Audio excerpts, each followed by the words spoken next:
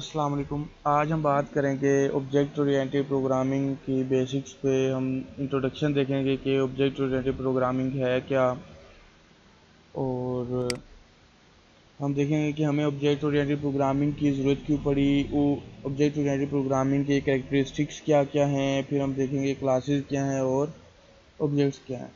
तो पहले हम स्टार्ट करते हैं कि हमें ऑब्जेक्ट ओरिएंटेड प्रोग्रामिंग की ज़रूरत क्यों पेश आई थी।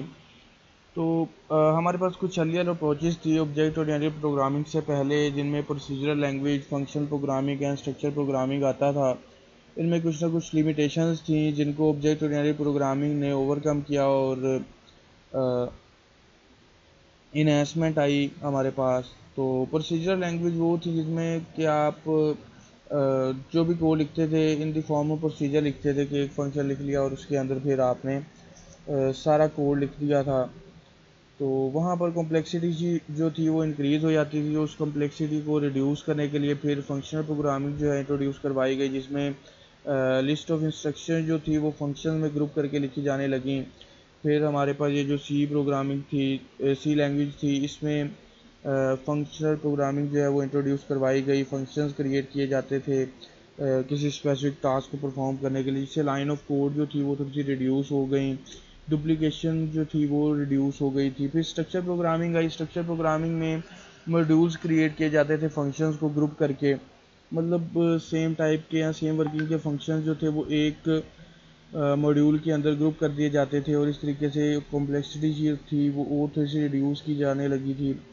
फिर हमारे पास इशू आ गया कि रियल वर्ल्ड ऑब्जेक्ट्स की मॉडलिंग किस तरह से की जाए। तो यहाँ तक हम रियल वर्ल्ड ऑब्जेक्ट्स की मॉडलिंग जो है वो नहीं कर सकते थे, तो उसके लिए फिर आगे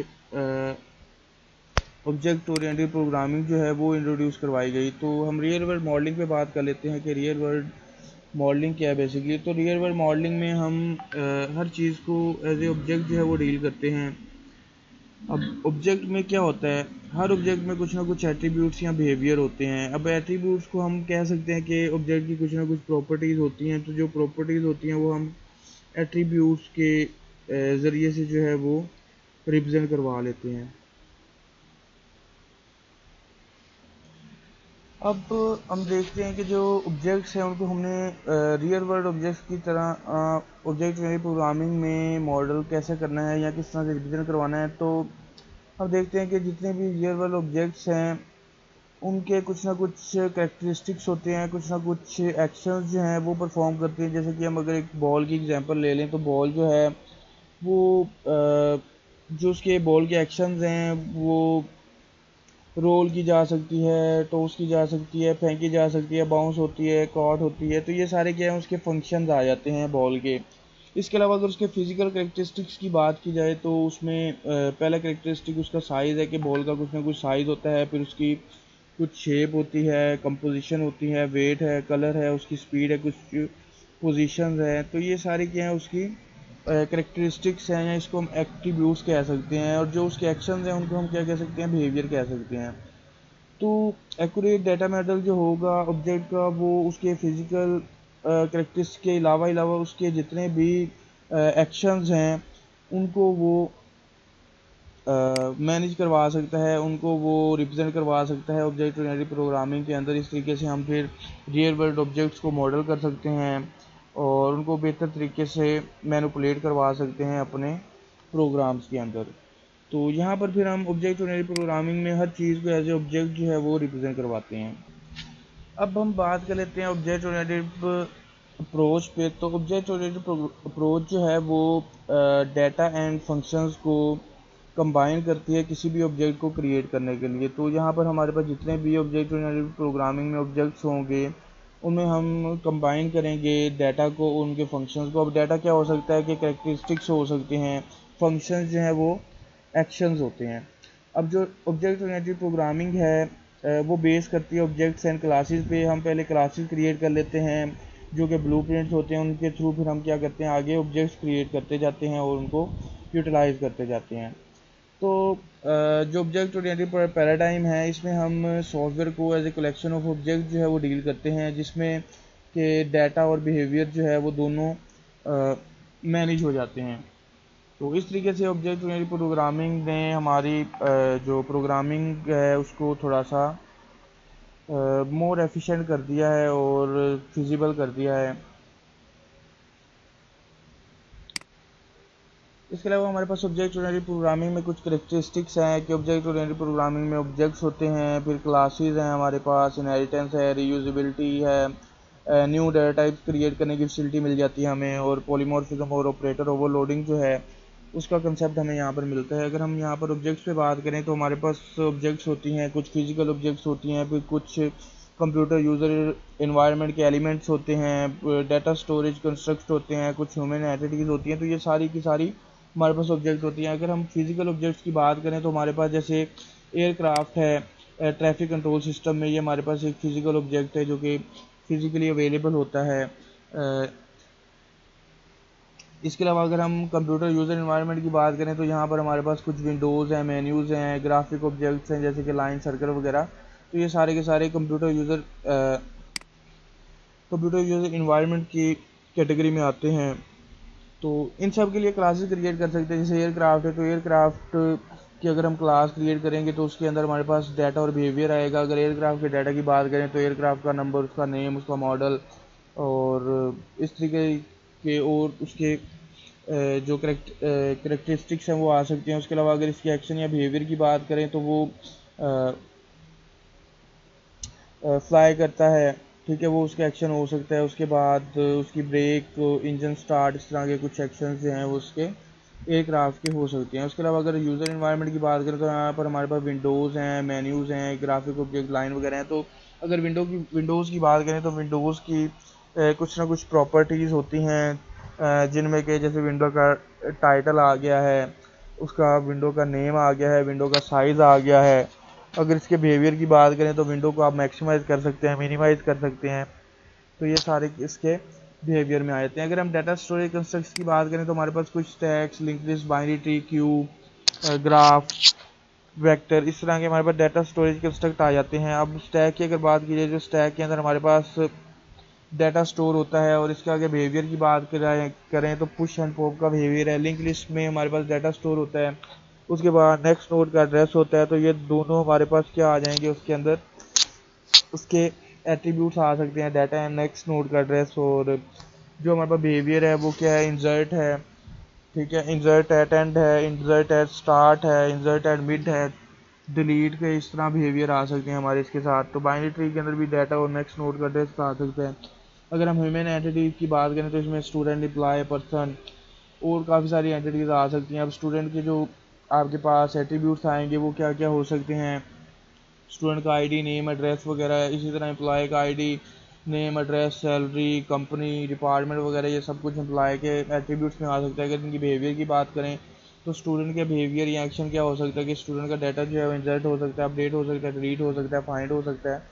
तो इस तरह के हमारे एक्शन भी हो सकते हैं। अगर हम स्टूडेंट की कोई भी क्लास बनाएंगे तो उसमें हम कुछ उसके एट्रीब्यूट्स जो हैं वो पुट करेंगे और उसका बिहेवियर पुट कर देंगे।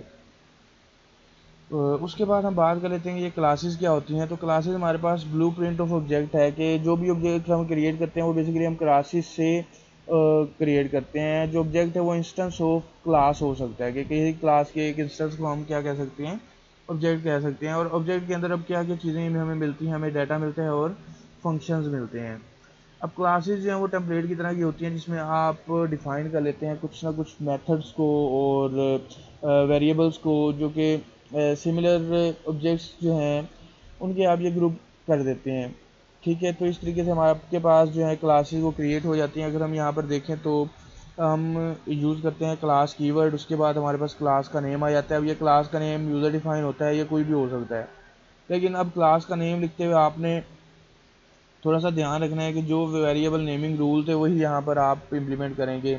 उसके बाद क्लास की बॉडी स्टार्ट हो जाती है, तो ये स्टार्टिंग ब्रेस है, ये इसकी एंडिंग ब्रेस है। एंडिंग ब्रेस के बाद आपने सेमीकोलन लगाना है C++ में।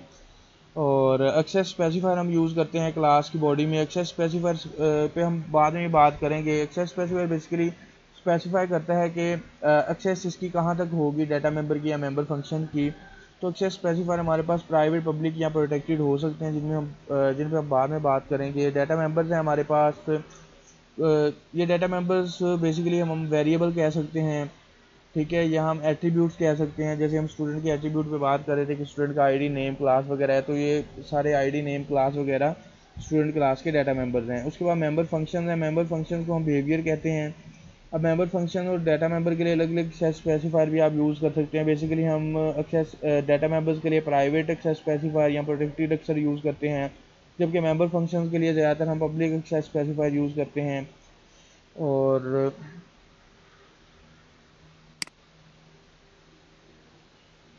उसके बाद हमारे पास इनहेरिटेंस का एक कंसेप्ट आ जाता है। तो कॉमन करेक्टरिस्टिक्स अगर हमने सब क्लासेस के साथ बेस क्लास की शेयर करनी है, या पेरेंट क्लास की चाइल्ड क्लास के साथ हमने कॉमन करेक्टरिस्टिक्स शेयर करनी है, तो फिर हम इनहेरिटेंस का जो रिलेशन है वो डिफाइन कर लेते हैं। तो ये पेरेंट चाइल्ड रिलेशनशिप होता है।